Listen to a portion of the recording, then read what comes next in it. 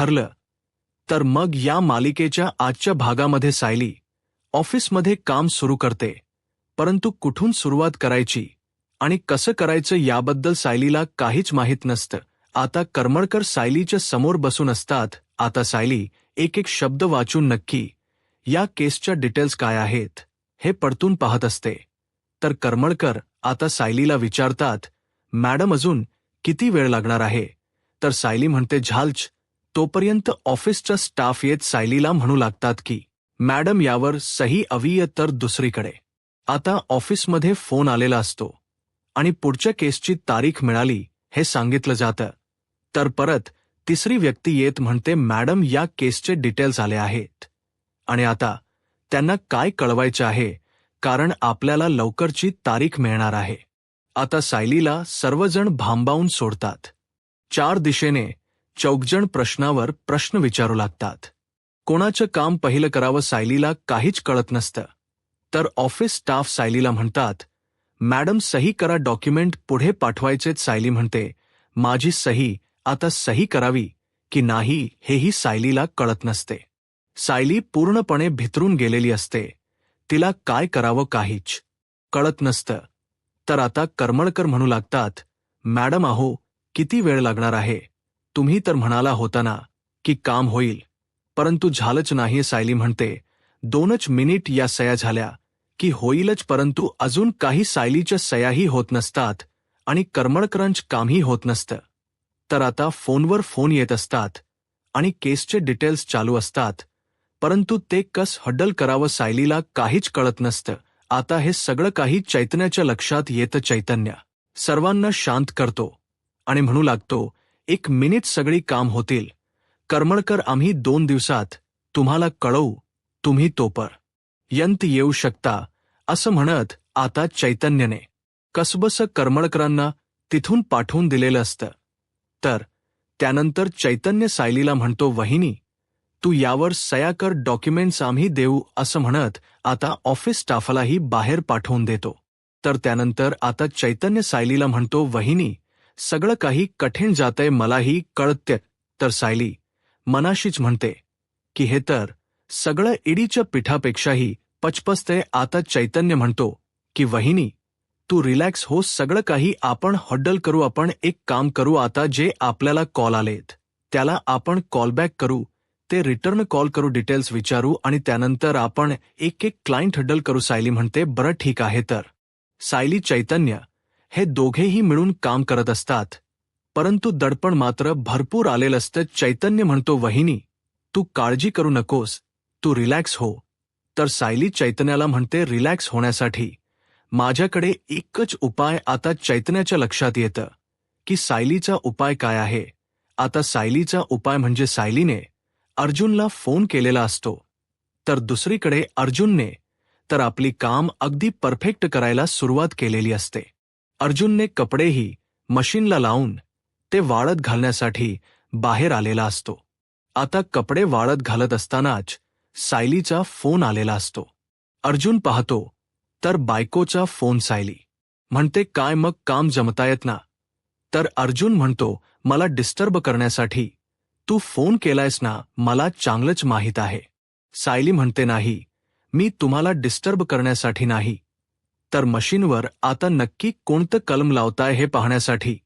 तर अर्जुन म्हणतो, माझी काम मला जमतायत, टोमणे मारायची अजिबातच गरज नाहीयेत, माझी काम अगदी परफेक्ट करतोय आणि हो त्यामध्ये मला डिस्टर्ब करायची गरजच नाही. परंतु तुझा बघ लीगल डॉक्युमेंट आता ड्राफ्ट करायचे आहेत, ते जमतंय का? तर आता सायली चैतन्याला विचारते की कोणते लीगल डॉक्युमेंट्स. तर त्याचवेळी ऑफिसचा स्टाफ आता सायलीकडे डॉक्युमेंट घेऊन येत म्हणतात की मॅडम हे डॉक्युमेंट ड्राफ्ट करायचे आहेत.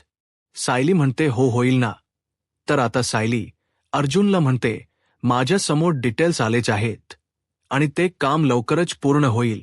तर अर्जुन म्हणतो, परंतु तुझ्या या कामात तुला कोणाची तरी मदत लागते, हे मान्य कर. बायको मी काय म्हणतो, तू हरलीस हे जाहीर कर ना आणि माघार घे आणि घरी ये. सायली म्हणते, तुम्ही हरला आहात का? तुम्ही हरला असेल तर तुम्ही माघार घ्या, पण मी माझी काम नीट करते आणि हो मी हरले की जिंकले यापेक्षा तुम्ही दुपारच्या जेवणाचा विचार केलाय का? कारण बाकी सगळ्यांना उपाशी ठेव नका म्हणजे झालं. अर्जुन म्हणतो, ते मी बघेन आता. अर्जुन पुढे काही बोलणार परंतु सायली फोन कट करते. इकडे अर्जुन खुश होतो आणि म्हणू लागतो, कठीण जातंय हे सगळं काही माझ्या लक्षात येते, पण मलाही कठीण जातंय स्वयंपाक. असं म्हणत आता अर्जुन धावत पळत घरात निघून जातो. तर दुसरीकडे आता अर्जुन आणि त्याची झालेली फजेती पाहून इकडे चैतन्याला मात्र खूप हसायला येत असतं. तर आता चैतन्य सायलीला विचारतो की सायली वहिनी मला सांग, अर्जुनला जेवण जमेल ना? तर आता सायली म्हणते, ते बघू काय करतायत नक्की. तर इकडे पोलीस स्टेशनला आपल्याला पाहायला मिळतं. नागराज काका विचार करू लागतात. महिप्त शिकरे शांत झोपलेले असतात. त्यांच्याकडे पाहत नागराज काका मनाशीच म्हणतात, हा महिप्त दिवसेंदिवस डोईझाड होत चालला आहे. साक्षी नावात शस्त्र मी वापरतोय खरं, परंतु हे शस्त्र अजून किती दिवस उपयोगाला येईल? एक ना एक दिवस याने जर माझं नाव पोलीस स्टेशनमध्ये घेतलं, याने जर जबाब दिला, तर मग मी आयुष्यभर जेलमध्ये सडणार आहे. परंतु नाही, काही करून मला स्वतःची सुटका करून घ्यावीच लागेल. पण काय करू? आणि त्यात प्रियाने मला मोबाईल का पाठवला असेल आणि त्यात तिने चिठ्ठीमध्ये असं लिहिलंय की ती माझी साथ सोडणार नाही. परंतु या पोरीवर विश्वास तरी कोण ठेवेल? कारण ही पोरगी विश्वास ठेवण्याच्या लायक आहे. तरी का कुठल्या क्षणी काय करेल काही कळणार नाही. परंतु माझं नशीब सुद्धा इतकं खराब आहे की आता मला प्रियाची मदत घेतल्याशिवाय दुसरा कुठला पर्यायच नाही. शेवटी मला प्रियाचीच मदत घ्यावी लागणार. असं म्हणत आता नागराज काका त्या फोनचा वापर करत प्रियाला फोन करायचा ठरवता आणि यासाठी ते मुद्दामहून गाणं गुणगुण लागतात.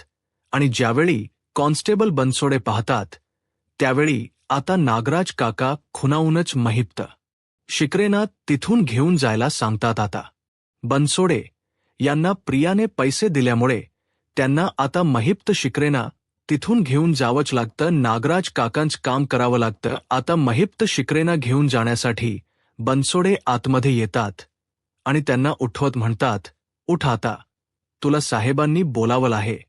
तर महिप्त शिखरे म्हणतात, बनसोडे आताच कुठे डोळा लागला होता आणि अचानक तू मला घेऊन जायला आलास. असे म्हणत बनसोडे आता महिपा शिकरेंना तिथून घेऊन जातात आणि त्यानंतर आता नागराज काकांना प्रियाला फोन करण्याची संधी मिळालेली असते. तर दुसरीकडे इकडे ऑफिसमध्ये आपल्याला पाहायला मिळतं सायली केसचा अभ्यास करत असते आणि त्याचवेळी चैतन्य सायलीसाठी आणि आपल्यासाठी चहा घेऊन येत म्हणतो, वहिनी हा घे गरमागरम चहा. सायली म्हणते, चैतन्य भाऊजी तुम्ही चहा घेऊन आलात. असं म्हणत आता सायली चहा पिण्यासाठी बसते. आता चैतन्य आणि सायली दोघेही चहा पित असतात. तर चैतन्य सायलीला विचारतो, वहिनी कोणती फाईल वाचत होतीस? तर सायली म्हणते, रविराज काकांच्या अपघाताचे डिटेल्स पुन्हा एकदा पाहत होती, ती फाईल वाचत होती. तर चैतन्य सायलीकडे पाहतो. तर सायली चैतन्याला म्हणते, चैतन्य भाऊजी मला एक सांगा, रविराज काकांचा अपघात ज्या गाडीने झाला, ज्या ट्रकने त्यांना उडवलं गेलं, तो ट्रक बाबू चालवत होता, पण बाबू त्या गाडीचा मालक नव्हता. मग त्या गाडीचा मालक कोण होता? तर आता चैतन्य सायलीला म्हणतो, वहिनी अगं हे शोधण्याचा खूप प्रयत्न केला, परंतु रविराज सर म्हणालेत की हाताला काहीच लागलं नाही, कुठलेच पुरावे हाती लागले नाहीत. त्यामुळे अजूनपर्यंत कळालंच नाही की त्या गाडीचा मालक नक्की कोण होता. तर सायली चैतन्याला म्हणते, 20-22 वर्षापूर्वी या गोष्टींचा शोध घेणं खरंच खूप कठीण होतं. ते खरंच जडही गेलं असेल, परंतु आता आपल्याला त्याचा शोध घेणं खरंच खूप सोपं आहे. कदाचित आजही आपल्याला ते सत्य कळूही शकतं की ती गाडी नक्की कोणाची होती, त्या गाडीचा मालक नक्की कोण होता. तर चैतन्य सायलीला म्हणतो, वहिनी तू बोलतेस ते अगदी खरं आहे. आजच्या काळात हे सगळं शोधणं खरंच खूप सोपं आहे आणि माहिती मिळणंही सोपं आहे. पण आता आपण पुढे नक्की काय करायचं आहे? तर सायली म्हणू लागते, एकदा का त्या गाडीचा मालक कोण आहे हे आपल्याला कळालं, आपल्या समोर आलं, तर मग नागराजच्या विरोधात आणि त्या महिप्त शिखरेच्या विरोधात आपल्याला अजून एक पुरावा उभा करता येणार आहे, आणि त्यासाठी आपल्याला त्या गाडीचा मालक कोण आहे हे कळणं खूप गरजेचं आहे. आता सायलीचा प्लॅन चैतन्यालाही पटत असतो. चैतन्य म्हणतो, मी एक काम करतो वहिनी, की आत्ताच आपण बाबूला इथे बोलावून घेऊयात आणि त्याच्याशी बोलूयात. आणि म्हणूनच चैतन्य बाबूला घेऊन येण्यासाठी फोन करतो. तर दुसरीकडे पाहायला मिळतं की प्रिया आता नागराज काकांच्या फोनची वाट पाहत असते, आणि त्याचवेळी नागराज काकांनी फोन केलेला असतो. नागराज काकांचा फोन येताच प्रिया खुश होते आणि म्हणते, हॅलो बोला काका. तर नागराज काका म्हणतात, बोल, फोन का दिलायस तू? तर प्रिया म्हणते, काका हो, असं काय बोलताय? तुम्ही माझे काका आहात, लाडके काका आहात. मग मला तुमची आठवण येणार नाही का? अहो, तुमची खूप आठवण येत होती आणि म्हणूनच म्हटलं की तुमच्याकडे फोन द्यावा, म्हणजे तुम्ही मला अधूनमधून फोन करत जाल. ज्यावेळी तुम्हाला माझी आठवण येईल तेव्हा हो, तुम्ही आणि महिप्त सरांनी ज्या काही ओळखी निर्माण केल्यात, परंतु त्याचा आज मात्र मला फायदा झाला हो. तुमच्याकडे फोन पाठवून देण्यासाठी मला किती कष्ट घ्यावे लागलेत तुम्हाला माहीत आहेत का? तर आता नागराज काका म्हणतात, मी तुला गप्पा मारण्यासाठी फोन केला नाही, तू मला फोन का दिलायस एवढं सांग. प्रिया म्हणते, अहो काका, काहीच नाही. अहो, तुम्हाला जर काही हो असेल तर तुम्ही हक्काने मला सांगा. आपल्या माणसांसाठी मी काहीही करू शकते. तर नागराज काका म्हणतात, यात तुझा काय फायदा? तर प्रिया नाटक करत म्हणते, फायदा तोटा? अहो, आपल्या माणसांमध्ये कोणी फायदा तोटा बघत का हो? तुम्ही माझे काका आहात, मग माझ्या काकांसाठी काही करताना मी फायद्याचा विचार करेन का हो? आपल्या माणसांसाठी काही करत असताना कोणी फायद्याचा विचार नाही करत. तुम्ही सुद्धा तिथे जेलमध्ये आहात, मग तुम्ही सुद्धा आपल्या माणसांचा विचार करालच ना? अहो, तुम्ही तिथे आहात, पण तुम्ही माझं नाव कोणालाही सांगणार नाही. माझ्याबद्दल तुम्ही तोंड उघडणार नाही, हो की नाही? तर नागराज काका म्हणतात, वाटलंच होतं, किती स्वार्थी आहेस. प्रिया, तू एक गोष्ट लक्षात ठेव, मी तुझं नाव घेणार नाही. पोलिसांनी मला कितीही मारलं तरी सुद्धा मी त्यांना सत्य सांगणार नाही, आणि तुझं नाव कुठेही घेतलं जाणार नाही. पण त्यासाठी तुला माझं एक काम करावं लागेल. प्रिया म्हणते, काका काका, वाटलंच होतं हो, तुम्ही काहीतरी मला काम सांगणार याची मला खात्री होतीच. आणि काका, तुम्ही काय म्हणालात, स्वार्थी? अहो, यामध्ये स्वार्थी कोण आहे बघा ना. अहो, स्वार्थी तर तुम्हीच आहात, कारण तुम्ही तुमचा फायदा बघताय. असं म्हणत प्रिया आता नागराज काकांना चांगलेच गुंडाळत असते. तर प्रिया म्हणते, अहो नागराज काका, मला स्वार्थी बोलताय, पण तुम्ही सुद्धा तेवढेच स्वार्थी आहात. तर नागराज काका प्रियावर चिडतात आणि म्हणतात, आता तुझं थोबाड बंद ठेवशील का, आणि काम काय आहे हे मी तुला सांगू का? असं म्हणत नागराज काका आता प्रियाला तिचं काम सांगत असतात. प्रिया म्हणते, बोला, तुमचं काय काम आहे? तर नागराज काका म्हणतात, मला फक्त तुला काम सांगायचं नाहीये, तर मला गॅरंटी हवी आहे की हे काम तू पूर्ण करणारच. तर प्रिया म्हणते, बोला, जे काम असेल ते मी पूर्ण करीन, फक्त तुम्ही सांगा. आता पोलीस स्टेशन सगळ्यांच्या नकळतच नागराज काका त्यांचं काम प्रियाला सांगू लागतात. आता नागराज काकाने त्यांचं काम सांगताच प्रियाला धक्का बसतो. प्रिया म्हणते, काय तुम्ही काय सांगताय, हे तुम्ही खरं सांगताय का? तर नागराज काका म्हणतात की हो, 100%. आता प्रिया खुश होते. तर दुसरीकडे ऑफिसमध्ये आपल्याला पाहायला मिळतं, चैतन्य बाबूला सायली समोर घेऊन येतो. तर बाबू सायली आणि चैतन्यला म्हणू लागतो की एकदा का त्या महिप्त शिकरेचा निकाल लागला, त्याला जन्मठेप किंवा फाशी झाली की मी इथून निघून जाणार आहे.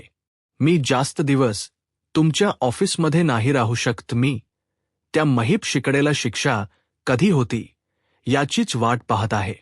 एकदा का त्याला शिक्षा झाली की मी इथून निघून जायला मोकळा. तर सायली बाबूला शांत करत म्हणते, होईल, सगळं काही अगदी तुमच्या मनासारखंच होईल. तुम्हाला इथून जाताही येईल. ते सगळं काही होणारच आहे, परंतु त्यासाठी तुमची साक्ष महत्वाची आहे. हे सगळं काही तुमच्या साक्षीवरच अवलंबून आहे. तुम्ही जी साक्ष द्याल त्यावरूनच महिप्त शीघ्रेन शिक्षा होईल की नाही हे ठरणार आहे. त्यामुळे आता आम्ही जे तुम्हाला विचारणार आहोत ते तुम्हाला सगळं काही आठवून खरं सांगायचं आहे. आपल्याला अजून काही पुरावे मिळवावे लागतील आणि त्यासाठी तुमच्या मदतीची गरज आहे. असं म्हणत आता सायली बाबूला विनंती करू लागते. आता सायली बाबूला पहिला प्रश्न करत म्हणते, मला एक सांगा, हा अपघात घडवून आणायचा आहे याबद्दल तुम्हाला अगोदर किती दिवस सांगण्यात आलं? आता बाबू विचार करतो आणि त्यानंतर सायलीला म्हणतो, 10 ते 15 दिवस अगोदर मला हे सांगण्यात आलं होतं. त्यासाठी त्यावेळीस मला पैसेही दिले गेले होते आणि हेही सांगण्यात आलं होतं की त्या तिघांपैकी एकालाही जिवंत सोडायचं नाही. ते तिघही तिथेच मेले पाहिजेत. आता हे ऐकल्यानंतर सायली आणि चैतन्याला धक्काच बसतो. तर दुसरीकडे आता नागराज काका प्रियाला विचारतात, प्रिया तुला हे काम जमणार आहे की नाही एवढंच मला सांग. तर प्रिया नागराज काकांना म्हणते, काका हो, तुमचं हे काम झालंच म्हणून समजा. असं म्हणत आता प्रिया फोन ठेवणार, परंतु त्याच वेळी नागराज काका प्रियाला म्हणतात, थांब थांब थांब, माझं काम अजून झालेलं नाही आणि माझं बोलणं अजून संपलेलंही नाहीये, कारण तुला माझं अजून एक काम करावं लागेल. ते ऐकून तरी घे. तरी प्रिया म्हणते, बोला, तुमचंच तर ऐकायचं आहे. तर आता नागराज काका प्रियाला हाणतात, अर्जुन आणि सायलीवर नीट लक्ष ठेव आणि असं काहीतरी कर की त्या सायली आणि अर्जुनला माझ्या विरोधात कोणतेही पुरावे सापडायला नकोत. त्यांनी कितीही पुरावे शोधण्याचा प्रयत्न केला तरी माझ्या विरोधात त्यांना कोणताही पुरावा सापडायला नको. तर प्रिया नागराज काकांना म्हणते, काका अहो, किती घाबरताय तुम्ही? अहो, मी इथे आहे ना, मी ठेवेन लक्ष. आणि हो, मी आता असा काही कांड करून ठेवलाय ना की आता अर्जुनला तुमच्या केसकडे लक्ष द्यायला वेळच मिळणार नाहीये. तर नागराज काका प्रियाला विचारतात, असं काय केलेस तू, म्हणजे ज्यामुळे अर्जुनला माझ्या केसकडे लक्ष द्यायला वेळच नाही? तर प्रिया म्हणते, त्या दोघांना मी असं काही डिवचलं आहे त्यांना, तर मी असं दाखवून दिलं की तुम्ही दोघंही एकमेकांची काम करूच शकत नाही. आणि त्या दोघांनाही खूप राग आला आणि म्हणून त्या दोघांनी अदलाबदल करत एकमेकांची काम करायची ठरवलीत. म्हणजे बघा ना, आता सायली ऑफिसमध्ये गेली आहे, ती अर्जुनची काम करणार आणि इकडे अर्जुन स्वयंपाक घरात राबणार. म्हणजे आता जर अर्जुन 24 तास स्वयंपाक घरात असणार, तो जर खरी असणार, तर मग त्याला तुमच्या केसकडे लक्ष द्यायला मिळणार नाही. बघा केलं की नाही तुमचं काम. तर आता नागराज काकांचा या गोष्टीवर काही विश्वास नसतो. नागराज काका म्हणतात, काय पण बोलू नकोस तू, डिवचलं आणि त्या दोघांनी असं केलं शक्यच नाही. प्रिया म्हणते, अहो मी खरं सांगते, तुमचा विश्वास नाहीये का माझ्यावर? तर नागराज काका म्हणतात, तू असं काही करशील असं मला वाटतच नाही आणि तुझ्या बोलण्यामुळे त्या दोघांमध्ये काही फरक पडेल असं मला तरी वाटत नाही. तर प्रिया म्हणते, अहो पण ती सायली ऑफिसमध्ये बसून काहीच करू शकत नाही, इकडे अर्जुन किचनमध्ये राबणार, तर दुसरीकडे सायलीला काहीच जमणार नाही. म्हणजे तुमचं काम झालं असंच समजा. तर आता नागराज काकांना या गोष्टीवर विश्वास बसत नसतो. तर प्रिया म्हणते, काका मी एक काम करू का? मला जसा वेळ मिळेल तसा मी त्यांचा तुम्हाला फोटो पाठवेन. नागराज काका म्हणतात, माझ्या बाजूने राहण्यासाठी तू काय करशील आणि काय नाही याचा नेम नाही, मला ते चांगलंच माहीत आहे. तू फोन ठेव. असं म्हणत नागराज काका प्रियाचा फोन ठेवतात. आता प्रिया खूप चिडलेली असते. तर दुसरीकडे सुभेदारांच्या घरी कल्पनाताई आणि सर्वजण सायलीची वाट पाहत असतात. कल्पनाताई म्हणू लागतात, सायलीला घ्यायला खूपच उशीर झालाय ना, अजून कशी नाही आली ती? तर प्रतापराव म्हणतात, येईल. आज अर्जुन सुभेदार म्हणून तिचा पहिलाच दिवस आहे आणि म्हणूनच कदाचित सगळ्या कामांसाठी उशीर झाला असेल. आता अर्जुनची किचनमध्ये कुडबुड चालू असते, स्वयंपाक बनवायची घाई चालू असते, परंतु काय कुठे ठेवलं हे अर्जुनलाही माहीत नसतं. आता अर्जुनचा स्वयंपाक काही बनलेला नसतो, परंतु अस्मिताला मात्र भूक लागलेली असते. अस्मिता म्हणू लागते, मला खरंच खूप भूक लागली आहे. तर प्रतापराव म्हणू लागतात, मला पण. तर त्यावेळी अस्मिता पाहते तर अर्जुन काही अजून स्वयंपाक करायला सुरुवातही करत नसतो. अर्जुन सगळ्या वस्तू निहाळून पाहत असतो की कशात काय ठेवलं आहे. तर आता अस्मिता म्हणू लागते, परंतु डॅड आपण काय करणार आहोत? याख्या अर्जुन सुभेदारलास स्वयंपाक तर जमतच नाहीये. तर प्रतापराव म्हणतात, हो ना. तर विमलताई त्या दोघांनाही म्हणू लागतात, काळजी करू नका, होईलच स्वयंपाक. कारण आज अर्जुन दादाने मसाले भाताचा स्वयंपाक करायचा ठरवला आहे. आता मात्र सर्वांनाच टेन्शन आलेलं असतं. तर अर्जुन खुश होत म्हणतो, हो, आज सगळ्यांसाठी मसाले भात. आता अर्जुन गरम मसाला एक एक हातात घेऊन नक्की काय आहे ते प्रकार पाहत असतो. आता अस्मिता अर्जुनकडे पाहते आणि म्हणू लागते, अर्जुन, अरे काय चाललंय? किती विचार करतोय? साधा मसाले भात तर बनवायचा आहे. अर्जुन म्हणतो, हो, परंतु या डब्यामध्ये छोट्या छोट्या वाट्या आहेत आणि त्यामध्ये प्रत्येकामध्ये वेगवेगळा मसाला आहे. मग नक्की कोणता आणि कसा काय वापरायचा मला तर काहीच कळत नाहीये. कोणते वापरायचे आहेत? हा बघ ना, याला तर शेपूट आहे. असं म्हणत आता अर्जुनने मोठा जोक केलेला असतो. सर्वांनीच डोक्यावर हात मारून घेत अर्जुनकडे पाहत म्हणतात, अर्जुन, अरे तुला जमणार आहे ना?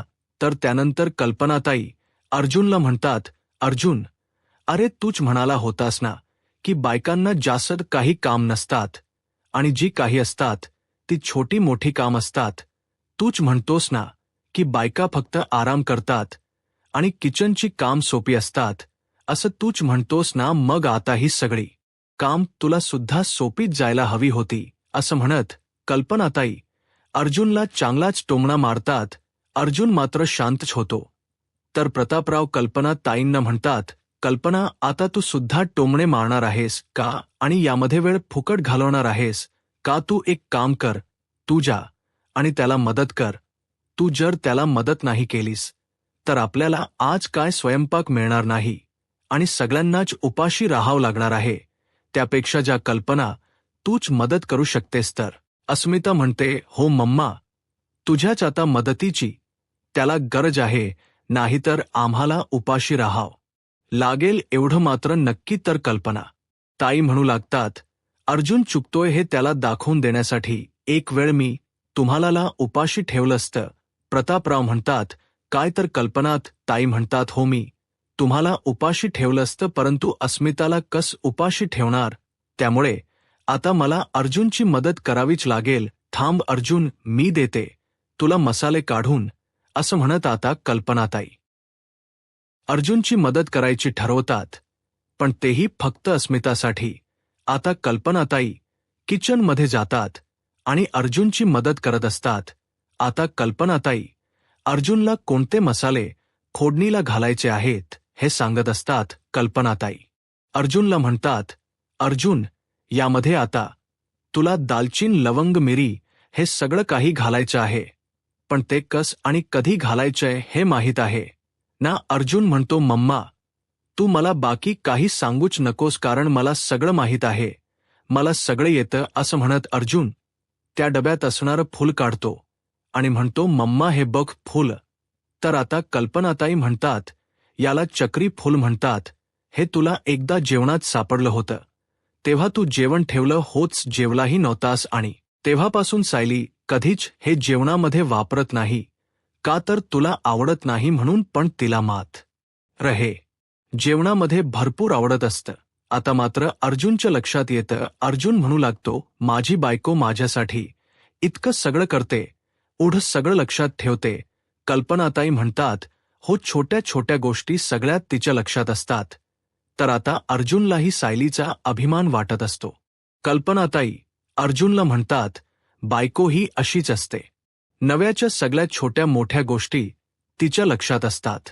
ते नेहमीच नव्यासाठी आणि घरासाठी झटत असते, परंतु या बदल्यात ना कधी तिला शबासकी मिळत, ना कौतुकाची थाप मिळत आणि ना कधी तिला पगार दिला जात, परंतु तरी सुद्धा ती आपल्या घरासाठी कायमच झटत असते. आता अस्मिता, कल्पनाताई सगळेच जण शांत होतात. अर्जुनही सायलीचा विचार करू लागतो.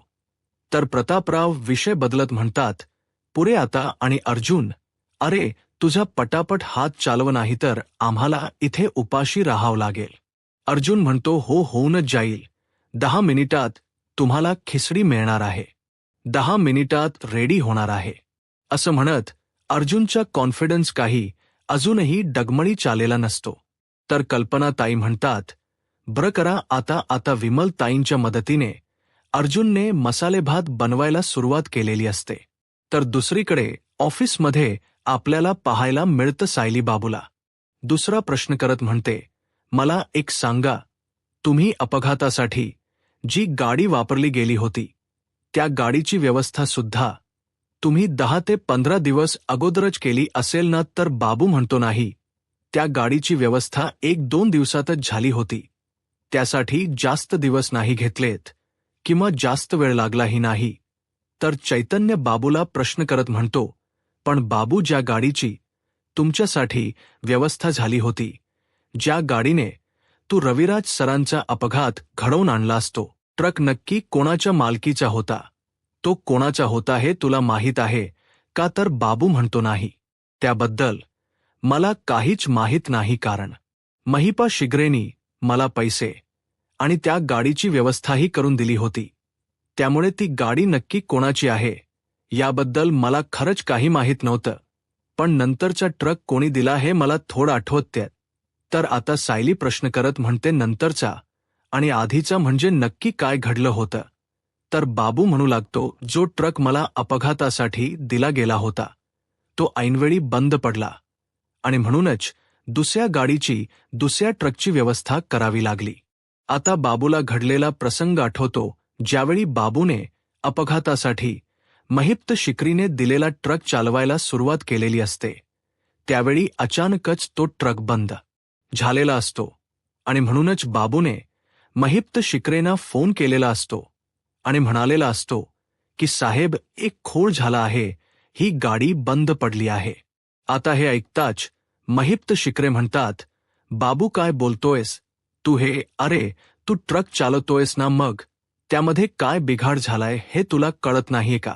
तर बाबू महिप्त शिकरेंना म्हणालेला असतो, साहेब अहो, मी गाडी चालवतो, ट्रक चालवतो, परंतु बंद पडलेला ट्रक मला रिपेअर करता नाही येत, कारण मी मेकॅनिक नाहीये. तर आता महिप्त शिकरे म्हणतात, बरं ठीक आहे. असं म्हणत महिप्त शिकरे फोन ठेवतात आणि त्यावेळी महिप्त शिकरे सोबत नागराज काका असतात. नागराज काका महिप्त शिकरेंना विचारतात, महिप्त काय झालंय? तर महिप्त शिकरे म्हणतात, ट्रक बंद पडलाय आणि तो काही बाबूला सुरू करता येई ना, आता आपल्याला काहीतरी करावं लागेलच. तर नागराज काका महिप्त शिकरेंना म्हणतात, महिप्त, तुला आता काहीतरी करावं लागेल, कारण खूप मेहनतीने हा प्लॅन बनवला आहे आणि हा आता इथेच थांबवणं शक्य नाही. तर महिप्त शिकरे म्हणतात, तुम्ही काळजी करू नका नागराज शेठ, तुमचं काम होणार, 113% होणार. त्यासाठी मी दुसऱ्या गाडीची व्यवस्था करतो, थांबा, मी कोणाची गाडी मिळते का पाहतो. असं म्हणत आता महिप्त शिकरे त्यांच्या ओळखीतील ट्रक मिळण्यासाठी फोन करू लागतात. आता त्याचवेळी नागराज काका म्हणतात, 1 मिनिट, माझ्या ओळखीचा पण एक माणूस आहे, मी फोन करतो. असं म्हणत महिपा शिकरे आणि नागराज काका दोन्हीही ट्रकची व्यवस्था करत असतात आणि त्याचवेळी बाबू इकडे वाट पाहत असतो. आणि त्यावेळी एक व्यक्ती येते आणि बाबूला म्हणते, बाबू. तर बाबू म्हणतो की हो, मी बाबू आहे, पण तुम्ही कोण आहात? तर त्यावेळी ते म्हणतात, मी रमेश, मी ट्रक साईडचा मॅनेजर, आणि त्यामुळेच आता मी तुम्हाला इथे ट्रकची व्यवस्था करून देण्यासाठी आलो आहे. तर ते महिप्त शिगरेंना फोन करतात आणि म्हणतात, हो सर, मी इथे आलो आहे. तर ते बाबूकडे फोन देतात आणि म्हणतात, तुमच्या साहेबांशी बोलून घ्या. आता महिप्त शिकरे बाबूला म्हणतात, बाबू, ट्रकची व्यवस्था झाली आहे का? तर बाबू म्हणतो, नाही, ट्रकची व्यवस्था तर झाली नाहीये, परंतु हे साईड मॅनेजर कोणतरी आले आहेत, रमेश म्हणून आहेत. असं म्हणत आता महिपा शिकरे फोन ठेवताच इथे बाबूच्या समोर गाडी उभी असते. तर रमेश म्हणू लागतात की बघा, गाडीची व्यवस्था झाली आहे, हीच आहे ती गाडी, हाच ट्रक आहे जो तुम्हाला घेऊन जायचा आहे, असं म्हणत आता महिप्त शिखरेंनी आणि नागराज या दोघांनी मिळून रमेशच्या मदतीने ट्रकची व्यवस्था केलेली असते. आता हा घडलेला प्रसंग ज्यावेळी बाबू सायली आणि चैतन्याला सांगतो, त्यावेळी आता सायलीच्या सगळं काही लक्षात येतं. सायली हणू लागते. याचाच अर्थ दुसऱ्या ट्रकची व्यवस्था सुद्धा नागराजनेच केली असावी आणि नागराजनेच त्या रमेशला बाबूकडे ट्रक घेऊन जायला सांगितलं असावं. मला तर खात्री आहे की हे सगळं काही प्लॅन नागराजच असावं. तर आता चैतन्य म्हणतो, मलाही असंच वाटतंय. आणि म्हणूनच चैतन्य आता बाबूला म्हणतो, बाबू, तुला त्या व्यक्तीचं नाव आठवतं, परंतु त्याच आडनाव वगैरे काही माहीत आहे का? तर बाबू म्हणतो, नाही, त्या आडनावाबद्दल तो कधी बोललाच नव्हता. म्हणजे तो ज्यावेळी समोर आला त्यावेळी रमेश असंच बोलला होता, त्यामुळे त्याचा आडनाव मला माहीत नाहीये. तर सायली बाबूला म्हणते, परंतु त्याचा चेहरा आठवतोय का तुला? म्हणजे ती जर व्यक्ती तुझ्या समोर आली तर तू ओळखू शकतोस का? तर बाबू म्हणतो की हो, ती व्यक्ती समोर आली तर मी ओळखू शकतो. चैतन्य म्हणू लागतो, मग आपल्यासाठी एक स्केच आर्टिस्ट सुद्धा पुरेसा आहे.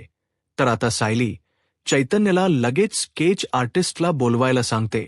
आता सायलीने सांगितल्याप्रमाणे चैतन्य स्केच आर्टिस्टला ऑफिसमध्ये बोलावून घेतो. आता बाबू ज्याप्रमाणे वर्णन करेल त्याप्रमाणे स्केच तयार करायला सुरुवात केली जाते. आता बाबूने सांगितल्याप्रमाणे स्केच तयार केलं जातं. तर सायली विचारते, स्केच झालंय का? तर स्केच आर्टिस्ट म्हणतात की हो, स्केच तयार आहे, असं म्हणत ते स्केच आता बाबूच्या हातात दिलं जातं. आता ते स्केच पाहिल्यानंतर बाबू खात्रीशीर म्हणतो की हाच तो रमेश. आता हे ऐकल्यानंतर सायली आणि चैतन्य खुश होतात. तर त्यानंतर चैतन्य आणि सायली दोघेही ते स्केच पाहतात. तर सायली बाबूला म्हणते, खरंच तुमची खूप मोठी मदत झाली आहे. आता एकदा का हा साईट मॅनेजर सापडला, आपलं काम झालंच म्हणून समजायचं. म्हणजेच नागराजच्या विरोधात खूप मोठा पुरावा आपल्या हाती लागू शकतो. आता चैतन्य सायलीच कौतुक करत म्हणतो, वहिनी, तुला कळतं का? तू पहिल्याच दिवशी खूप मोठं यश मिळवलेस. तुला माहीतही नाही की केवढं मोठं काम तू केलंस. तर आता सायली चैतन्याला म्हणते, चैतन्य भाऊजी, मी इन्स्पेक्टर सावंत यांना फोन करू का? म्हणजे आपल्याला पुढची दिशा ठरवता येईल. आता सायली लगेच इन्स्पेक्टर सावंत यांना फोन करते आणि घडलेला प्रसंग सांगत म्हणते, इन्स्पेक्टर सावंत, तुमच्या मदतीची गरज आहे. मी सायली अर्जुन सुभेदार बोलत आहे. मला आत्ताच एक स्केच मिळाला आहे. ते जर स्केच, ती व्यक्ती जर आपल्याला सापडले तर आपल्याला लेदार अपघातातील मोठा पुरावा हाती लागू शकतो. त्यामुळे ते स्केच मी तुम्हाला पाठवते. त्या व्यक्तीचा तुम्ही शोध घेऊ शकता का? आणि ते स्केच तुम्ही प्रत्येक पोलीस स्टेशनला पाठवा, म्हणजे कोणी ना कोणी नक्कीच त्या व्यक्तीला ओळखू शकेल. असं म्हणत आता इन्स्पेक्टर सावंतांनी मदत करायला होकार दिल्यामुळे आता सायली लगेच स्केचचा फोटो त्यांना पाठवते. तर येणाऱ्या पुढील भागामध्ये आपल्याला पाहायला मिळतं, अर्जुन घरी येताच अस्मिता आठवण करून देत म्हणते, आज रोज डे आहे. मग अर्जुन, काही गुलाबाच फूल वगैरे आणलेस की नाही सायलीला? तर अर्जुन म्हणतो, हो, मी आणलं आहे. तर सायली ही अर्जुनला म्हणते, मी सुद्धा तुमच्यासाठी काहीतरी घेऊन आले आहे. असं म्हणत आता सायली खुश होत अर्जुनला आपली भेटवस्तू देणार.